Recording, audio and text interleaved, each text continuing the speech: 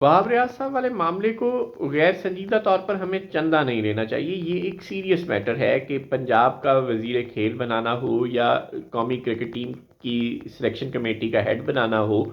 انضمام الحق اور وسیم اکرم اور میاں داد اور پتہ نہیں کون کون سے لیجنڈ کرکٹ کے پاکستان میں پڑے ہوئے ہیں، ان سب کو چھوڑ کر جو نظر کرم ہے پاکستان کرکٹ بورڈ کی، وہ بار بار اگر وہاب ریاض پر جا رہی ہے یا محسن نقوی صاحب جیسے لوگوں کی بھی وہاب ریاض پر جا رہی ہے، تو اس کا مطلب ہے کہ راولپنڈی کا ایچ آر ڈپارٹمنٹ مبینہ طور پر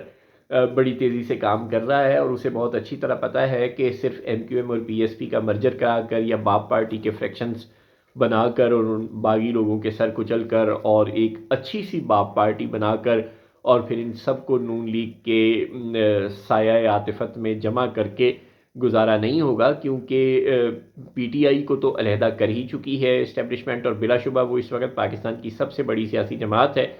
اس کو نکال کر حکومت بنانا ہی اس وقت اسٹیبلشمنٹ کے لیے درپیش چیلنج نہیں ہے، بلکہ دوسرا اہم چیلنج بلاول بھٹو زرداری صاحب بھی ہیں،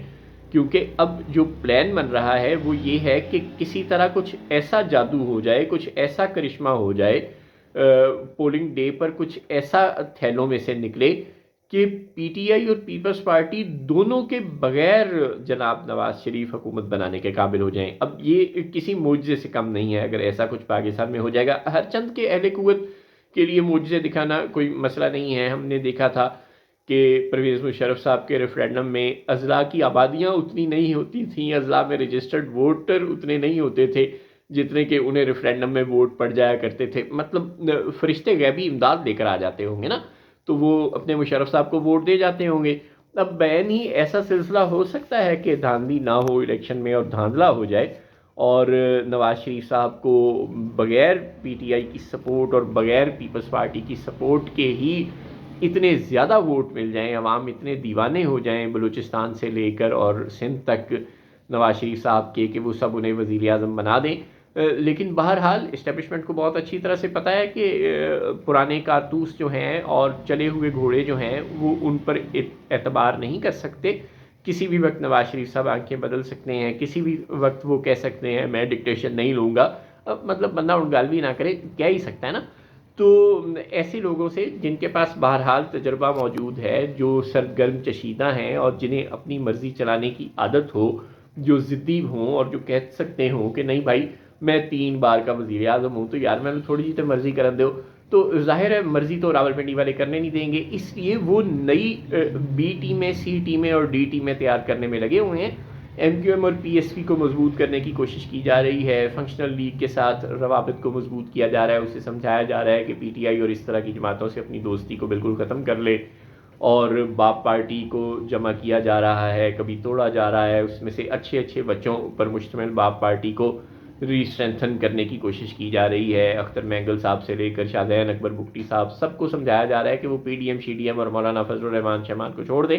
اب آپ بس ہماری پارٹی میں آ جائیں۔ تو اچھے اچھے بچوں کی جو پارٹیاں تیار کی جا رہی ہیں، اس کے ساتھ ساتھ نئی بھرتی کا عمل بھی مبینہ طور پر جاری ہے، اور شاید عنقریب ہمیں شعیب اختر اور شاہد افریدی بھی وہاب ریاض کو جوائن کرتے ہوئے ملیں، اور ایسے مزید نیک نیک لوگ بھی جمع کر لیے جائیں، اچھے اچھے بچے جمع کر لیے جائیں جن کو مستقبل کا عمران خان بنایا جا سکتا ہو، مستقبل کا نواز شریف بنایا جا سکتا ہو، کیونکہ اسٹیبلشمنٹ بہت اچھی طرح سے جانتی ہے کہ اب جب موجودہ سیاستدان جوان ہو جائیں اور بالغ ہو جائیں اور سمجھدار ہو جائیں، اور وہ میں ڈکٹیشن نہیں لوں گا اور باجوہ صاحب جواب دو ٹائپ باتیں کرنا شروع کر دیں، تو پھر یہ ضروری ہو جاتا ہے کہ نئے ہیرو پیدا کیے جائیں، نئے سیاستدان پیدا کیے جائیں، اور ان کا ایک نیا ووٹ بینک تراشا جائے۔ ہم نے دیکھا کہ کچھ ہی گھنٹے پہلے اب سے راولپنڈی میں نیک نیک لوگوں کی اہل قوت سے ملاقاتیں بھی ہوئیں، علامہ طاہر اشرفی صاحب کے قبیل کے لوگوں کے، اور ان نیک لوگوں میں بہت سے ایسے لوگ بھی تھے جو 16 مہینے لاپتہ افراد رہ چکے تھے، جنہیں اہل قوت اٹھا کر لے گئے تھے، غائب کر گئے تھے، اور آج وہ نیک ہو گئے ہیں، پروموٹ ہو گئے ہیں، واپس آ گئے ہیں، اور ان لوگوں کے حافظ سعید صاحب اور اس طرح کے دیگر لوگوں سے تعلقات سب کی نظر میں ہیں۔ ہم سب کو پتہ ہے کہ وہ لشکر جھنگوی اور پتہ نہیں کس کس قسم کے لوگوں سے ان کے تعلق رہے تھے، اور شیڈول فورس میں ان کے نام شامل تھے، مگر اس کے باوجود وہ اہل قوت سے اب ملاقاتیں ان کی شروع ہو گئی ہیں. اس کا مطلب ہے کہ آئی جی آئی ٹائپ کوئی ونگ بنانے کی دوبارہ سے کوشش کی جا رہی ہے. جب الیکشن ہوگا تو بھلے وہ ٹی ایل پی کی شکل میں ہو، بھلے وہ ملی مسلم لیگ کی شکل میں ہو، بہت سے سرپرائز اب ہمیں دیکھنے کو ملیں گے. نون لیگ یہ سمجھ رہی ہے کہ پنجاب اسٹیبلشمنٹ اس کے حوالے کر دے گی، لیکن اسٹیبلشمنٹ اتنی بچی نہیں ہے، وہ کچا کھیل بالکل نہیں کھیلنے والی. وہ سعد رضوی ہوں یا اور بھی کوئی مذہبی جماعتیں ہوں یا کوئی ایم ایم اے ٹائپ جماعت انہیں دوبارہ سے بنانی پڑ جائے، وہ بالکل بنانے کے لیے تیار ہیں، چاہے انہیں علماء کرام کو جمع کرنا پڑے، چاہے انہیں سوشل ریفارمرز کو جمع کرنا پڑے، چاہے انہیں پبلک فگرز کو جمع کرنا پڑے. اپنے طاہر القادری صاحب کی جماعت بھی دوبارہ میدان میں آ گئی ہے 5-6 سال بعد. تو یہ تمام جو سوئے ہوئے شیر کہیں یا بکریاں کہیں، یہ جاگ رہی ہیں، اور یہ جو اپنے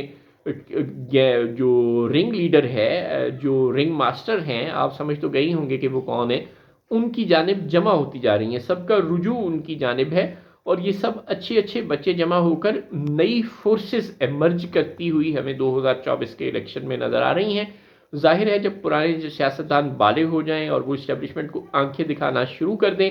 تو اسٹیبلشمنٹ جو کبھی کسی سبق تو نہیں سیکھتی ہوتی نا، اللہ معاف کرے، وہ پھر یہی کرتی ہے کہ پھر وہ نئے بچے جمع کر کے نئی انڈر 19 ٹیم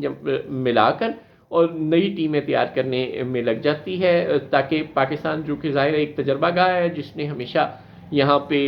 طاقت کے اقتدار کے تجربے ہوتے رہنے ہیں، عوام جائیں بھاڑ میں. یہ نئے لوگ آئیں گے، نئی ٹیم آئے گی. 2024 کے الیکشن کے بعد پارلیمنٹ میں ہمیں بہت سے نئے چہرے اور نئی جماعتیں نظر آئیں گی،